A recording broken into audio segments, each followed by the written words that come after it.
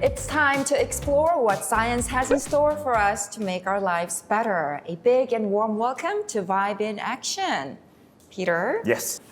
Did you know that this is already our 17th episode that we're doing together? 17. Wow, Yes. It seems like just yesterday we were starting our first episode, but we've explored so many exciting future technologies already. We've still got more to go. Yeah, I feel like I'm 17 times smarter now than before. But looking back, I was kind of flipping through my memories yesterday and I found out something really, really shocking. I don't think this was a coincidence. What? What did you find? I don't know if you've noticed, but turned out there's a secret pattern to our show. Oh, like the Da Vinci Code or something? Yes. Something really complicated? Yeah, do you remember the first topic that started with A? Oh, artificial intelligence, Yes. AI. The first topic's A. Don't tell me the second topic was it B? What did we do? It was bio. And then C? Yeah, I got goosebumps when I Wow. discovered this. And we did climate with a C. yeah. And then we covered defense with a D. And since E. we did, Today? What's that?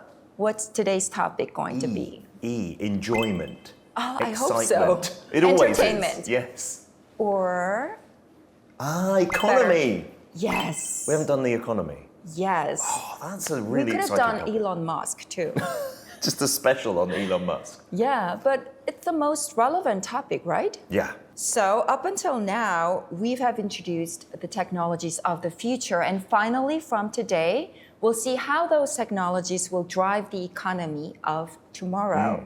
And to do that, once again, we've invited a leading expert in the field, Professor Lee Jung-hoon. Welcome aboard. Welcome. Hi, Peter and Hyunmo, and it's very great to have you here, and I'm very excited.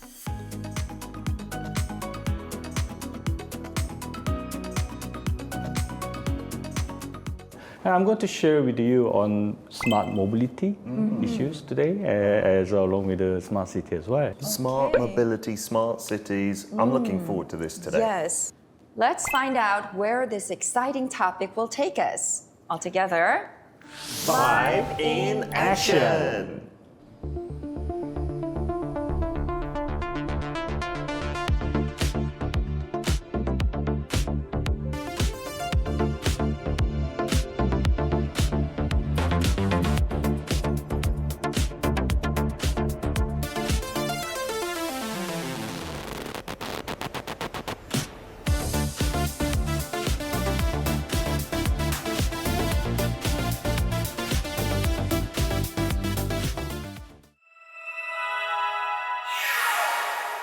Flying taxis and self-driving buses. Isn't that what we imagined our future to be like years ago? Yeah, but they're quite familiar, not in the real life, Yeah. but in our imagination. And sci-fi, maybe. Yeah, because since I was in elementary school, whenever we were supposed to draw what the future will look like, we used to draw, flying cars and robots everywhere.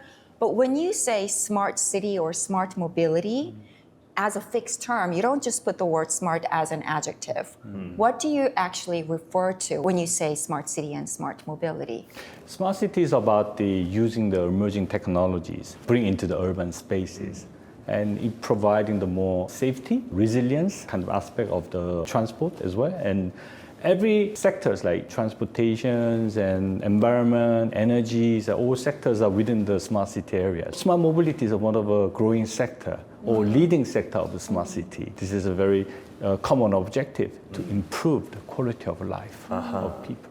So doesn't it mean that things are all connected, right? Technologies and systems. Can you give us some examples of that? Peter, you've been using Metrobus, right? Sometimes, Yes, right? of You know course. the arrival time. Yeah, exactly, in you know advance. the time. Yeah. Yeah, ETA. Some more you actually using the navigations every day to drive sometimes, right? I cannot live without it. Yeah, exactly. The common thing of these two experience are saving your time, isn't it? So it's talking about the one connected system. So it's different mode of a bus, taxi, or even the micro-mobility with e-scooters are all connected together as a one e-scooters. system. It's about how moving the people within the city. And now we are talking about autonomous car and even for urban air mobility. Oh, wow. Air mobility. Yeah, air taxi as well. Wow. Right. Flying That's the flying the taxis. taxi as well. So that's the one connected systems to improving the quality of life of the people as well. Okay, so it's not just the individual vehicles, it's all of that in this big connected network.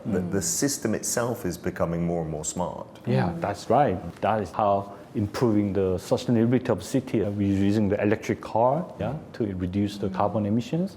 All these activities are all within the smart mobility scope and area. Let's go slowly, one by one. We started off with the definition of smart mobility, and you just said smart mobility is one of the key pillars of a smart city. Why so? Why is it considered such a vital element of a smart city? So my research is about how the cities are using the technology within the city. So when we analyzing 50 cities around the world, basically transportation or mobility takes a quarter of all the subsector, which is the most growing sector. Wow. And he has been driving to become a smart city. So if you want to be a smart city, you have to have a smart mobility. The reason is because we are using our daily lives. So everybody is using taking buses Yeah, or we're not just taxis. staying still inside the house. We are moving, right? Yes, constantly living, working, moving. and playing, and we are moving. So that's the reason that this is considered as an important sector to grow. And with the rise of AI, I think the mobility sector is changing too.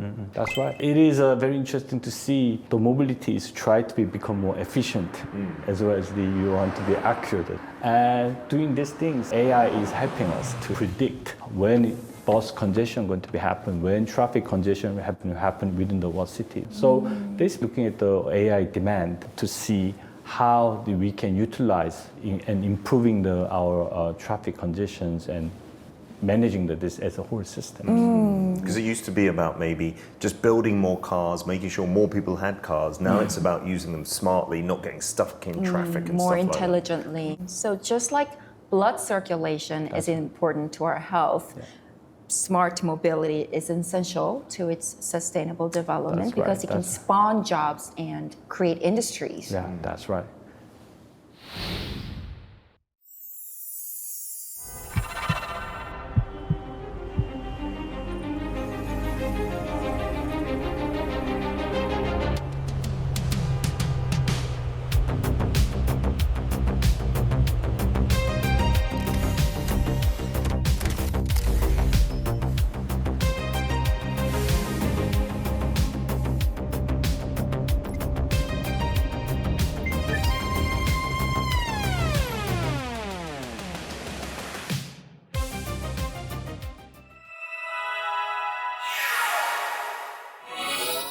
Well, now that I've seen the video, I'm realizing smart mobility is not just changing our landscapes, but it's also reshaping entire industries and the economy as a whole.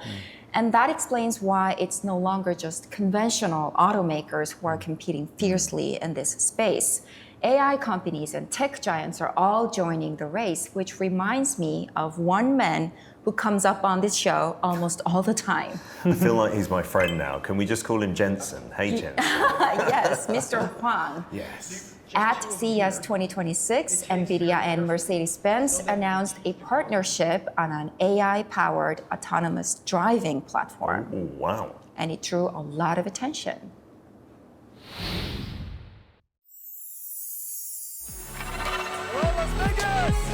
So happy that the first AV car, this entire stack is our first NVIDIA first entire stack endeavor.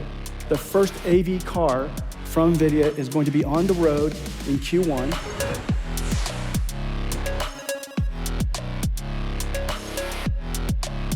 Yeah, the thing that's a miracle about Alpamayo is that it does amazing things, and it drives like a human.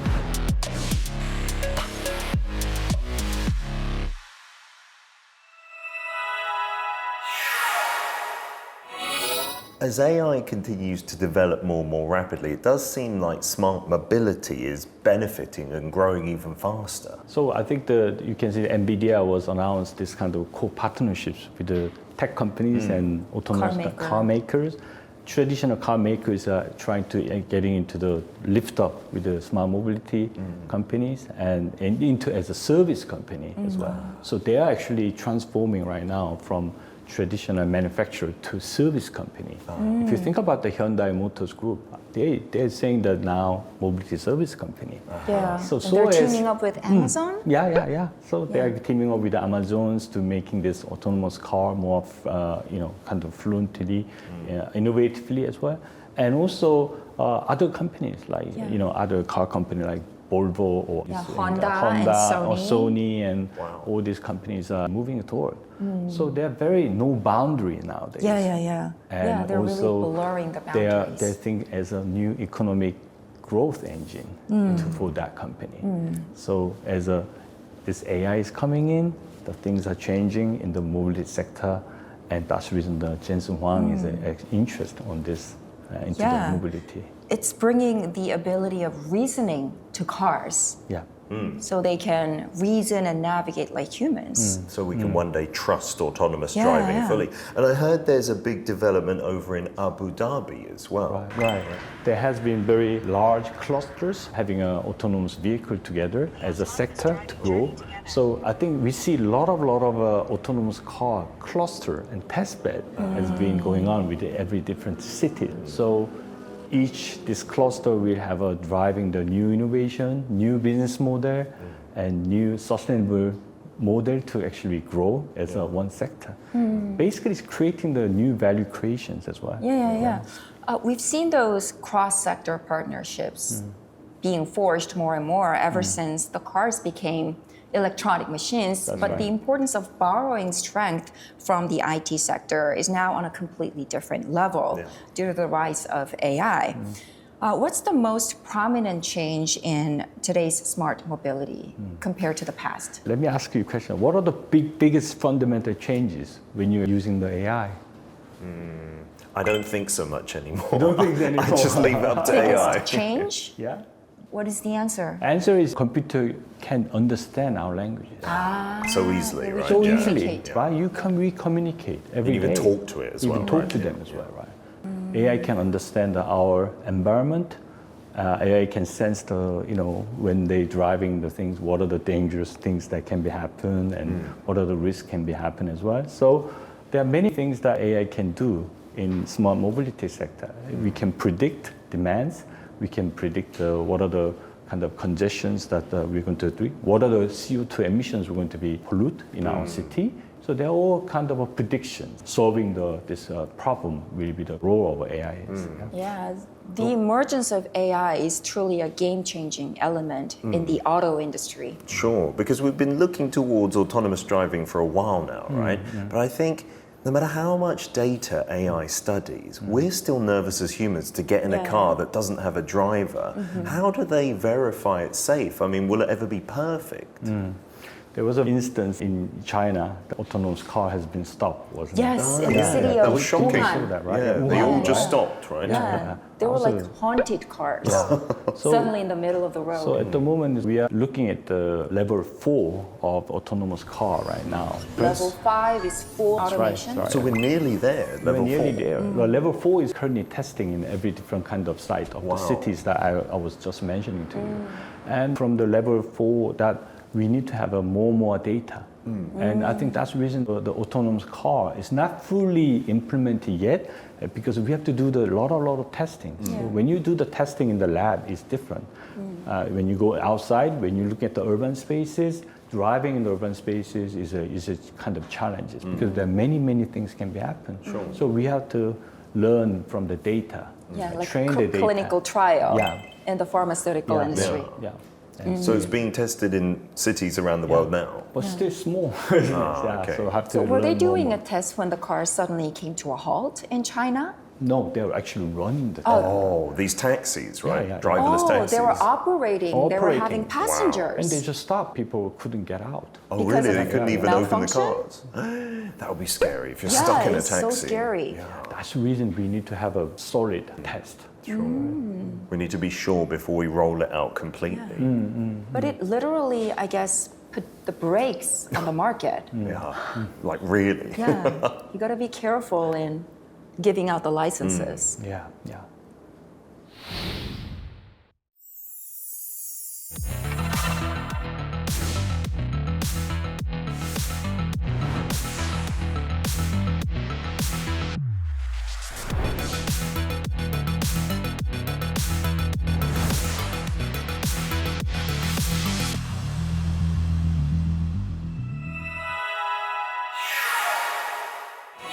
You know, if you go to China or the States, you can already experience driverless taxis Yes. operating on the streets. But they're having a lot of mistakes, wasn't it? I mean, the San Francisco Waymo was having a big accidents, and then there's, some of cities are actually stopping these services and going back to this test as well, right? So that depends on how we regulate them as well. Later, we are going to talk about that Errors later. and But trials. yeah. But it's eye-opening because at first I thought the purpose is to give comfort and freedom to humans, but it can also solve bigger problems like urban traffic jams. Yeah, congestion and stuff. And that reminds me, I have a question. So I brought in a photo. So should we take a look together? So that was a commuter train. I think actually during the holidays in Bangladesh, you see people, you've seen that before, like climbing on top of the trains and things like this. Seriously dangerous. Absolutely, right? Big accidents, small accidents. But to be They honest, are in desperate need of smart mobility. yeah, it seems like it. But I'm kind of doubtful if it's that overcrowded. And even here in Seoul, we talk about like the hell trains during rush hour. Yes. How can smart mobility solve those issues? If there's too many people, there's too many people. Right? The CCTV and also the sensor becoming the very important role to managing the crowd management. So they're sensing this people movement. If there are too many people on it, then Stop in people order- going stop in. people going in. So CCTV becoming very important, and that becoming more intelligent now that they can learn whether the people is crowded or not, and they can take the management that how they can prevent this kind of a disaster if there is a disaster. Of course. But what if ground transportation reaches its limits? They're able to send the more trains on it, and also or they can other people to using the different alternatives routes and Other guiding modes of transport as well. Or you can different- launch those Yeah, yeah, UAM That's drone right. taxis. Yeah. Is that really happening? Because I'm sure I saw news articles years ago saying by now we would maybe have some, but I still can't imagine flying on a drone or something Isn't like it that. just part of our faraway dream? It's going to be launching in 2028, at least by 2030. This is very, very impactful. From Suso to Yeouido, it only takes 5 minutes. 5 minutes? 5 minutes By air. by air. That's amazing. Yeah. It takes like in Russia maybe an hour or more, Yeah, right? But I think the boarding will take some time. Yeah. Like, Just yeah, like you get strapping on in and stuff. an airplane. Sure. Wow. So that is a reality that we could see. That would open up a whole new market in the skies, and the economy would surely benefit. They can a sell lot. popcorns in the sky.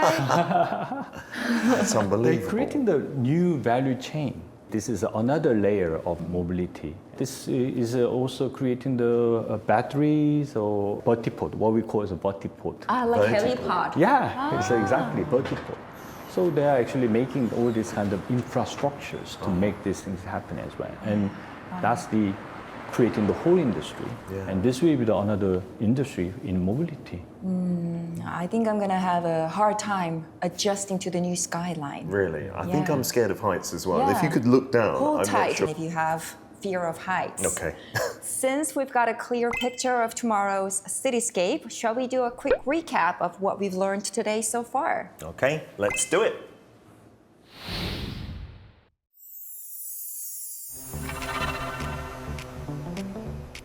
Smart mobility is a future transportation system that makes the movement of people and goods faster, safer, and more sustainable. Its key isn't a single vehicle, but connecting all modes of transportation through data and digital platforms. Combined with AI, smart mobility can make decisions on its own while managing traffic more efficiently.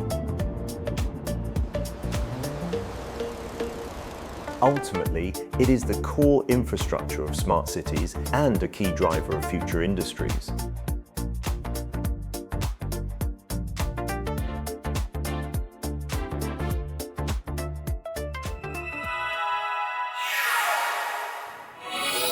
Okay, so now we're all equipped with the general concepts. And I bet by now you'll be wondering, so where does Korea stand in this global shift to smart mobility? Well, I heard we got to visit a Korean company with some amazing autonomous driving technology. Driver, take me to the site. All together, 5 in action.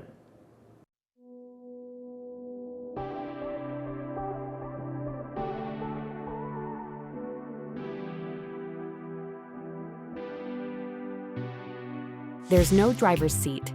Yet the vehicle recognizes traffic signals on its own and stops for pedestrians. The future of AI-powered driving is already becoming a reality. In Anyang, Gyeonggi Province, this is Autonomous A2Z, the company behind the technology. Founded in 2018, it is a South Korean autonomous driving company and the only Korean firm to appear on the global leaderboard for 3 consecutive years. 운전석이 없는 자율주행 자동차 자체적인 하드웨어와 개조차 방식의 소프트웨어까지 자율주행의 모든 것을 현재 다 하고 있습니다. 공공도로에서 가장 많은 자율주행 자동차를 대한민국에서 운영하고 있기 때문에 이러한 경험을 바탕으로 현재 세계 7위에 랭크가 되어 있습니다. Most companies use a retrofitted approach, adding software to existing vehicles. Because the control system and software aren't fully integrated, their ability to respond to unexpected situations is limited. Autonomous A2Z, on the other hand, develops not only the software, but also driverless autonomous vehicles and the platform itself. It has also raised the localization rate of key components to 96%, making it Korea's only full-stack autonomous driving manufacturer. 안전하게 공공도로에서 자율주행을 하려고 하면 하드웨어부터 소프트웨어까지 다 만들어야 실제 안정성이 있는 자동차가 탄생할 수 있거든요. 토탈 솔루션을 개발을 해야만 100% 무인주행이 가능하기 때문에 실제 이것들이 개조차에도 적용될 수 있다고 하면 부품들이 보다 안정적으로 작동할 수는 있습니다. 또 소버린 AI라고 국가별 자체적인 기술을 가진 AI 기술들을 만드는 데 굉장히 중점을 두고 있습니다. 국산으로 이 정도로 높은 회사는 실제 저희가 만드는 소버린 AI라고 당당하게 말을 할 수가 있고요. This autonomous vehicle is called ROY. After receiving its first temporary driving permit in 2018, it now operates in 13 cities across Korea. How does ROY perceive the road? Using cameras throughout the vehicle, along with LiDAR and radar, it continuously detects nearby vehicles and traffic signals. AI analyzes this information to decide, moment by moment, whether to slow down or change lanes, choosing the safest action. It avoids illegally parked vehicles on its own and stops immediately when it detects a pedestrian. At the Pyeongchon Control Center, ROY vehicles are monitored in real time from Cheonggyecheon in Seoul to Ulsan.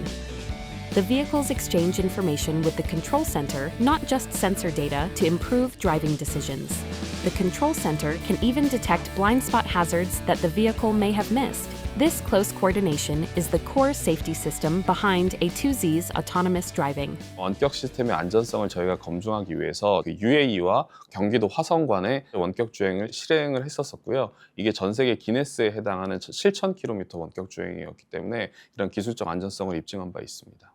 Technology proven in Korea is now expanding overseas. It became the first Korean company to obtain an autonomous driving license in Singapore, where it now operates shuttle services, and has also established a joint venture in the UAE. This year, it also became the first autonomous driving company to receive government approval to export a national core technology, expanding its global presence by exporting a complete package from hardware to control systems. The government is also supporting autonomous driving and expanding pilot operation zones, investing $356 million in future mobility R&D this year alone. 우리나라는 자동차 강국입니다. 1944년 기아, 1954년 쌍용, 67년 현대자동차 이후에 우리나라에는 자동차 회사가 생긴 적이 없습니다. 근데 이제 모빌리티의 패러다임이 변환되는 자동차에서 자율주행 자동차로 변하는 이런 시점에 맞춰서 다시 한번 자동차 회사들이 등장할 타이밍이 되었다고 생각하고요. 저희는 그 포문을 여는 첫 번째 역할로 대한민국 대표 자율주행 자동차 회사가 되는 게 최종 목표입니다. Even without a human behind the wheel, it's technology that puts people first. Proven on the streets of South Korea, autonomous driving is now heading for roads around the world.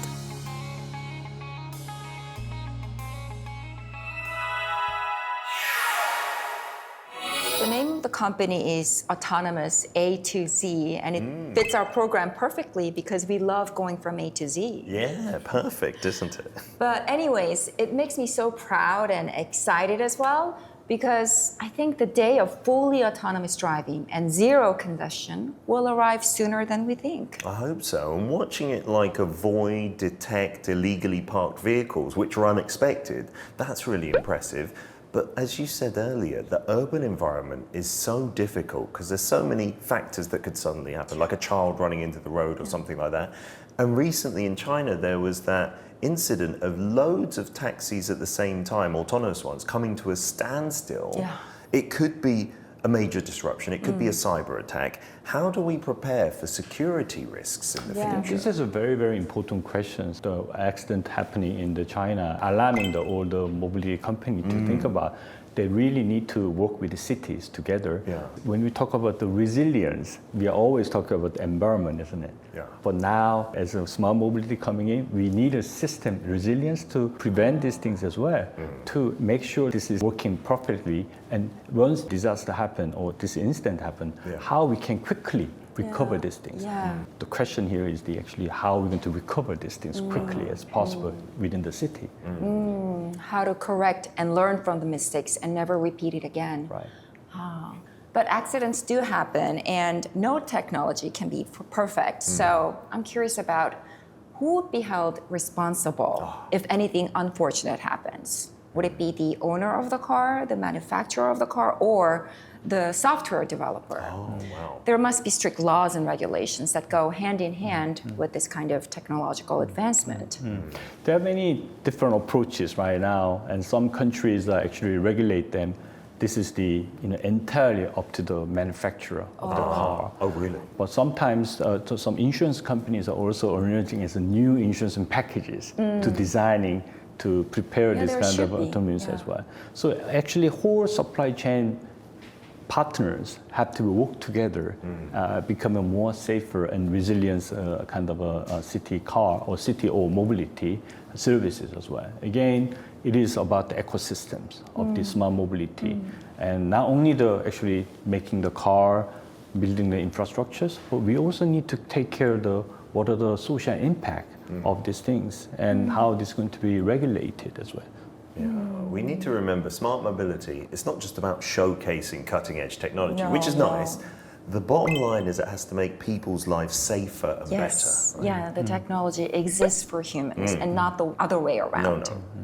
It is our sincere hope that smart mobility will help build cities that are safer and more convenient. On this bright note, we'll be back next time with another smart story that'll take you by surprise. All together, Okay.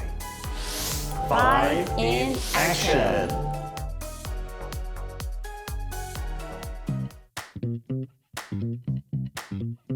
So today we're going to talk about smart buildings, which is technology embedded in buildings that can think and act on their own. Wow, it sounds like buildings are living and breathing creatures. Yeah, with brains, invisible ones.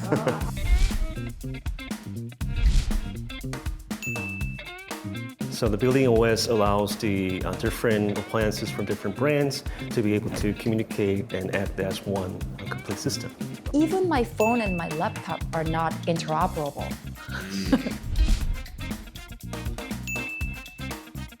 The smart buildings is becoming essential for reducing greenhouse gas emissions at the city level. We said it can cut it by nearly half, right?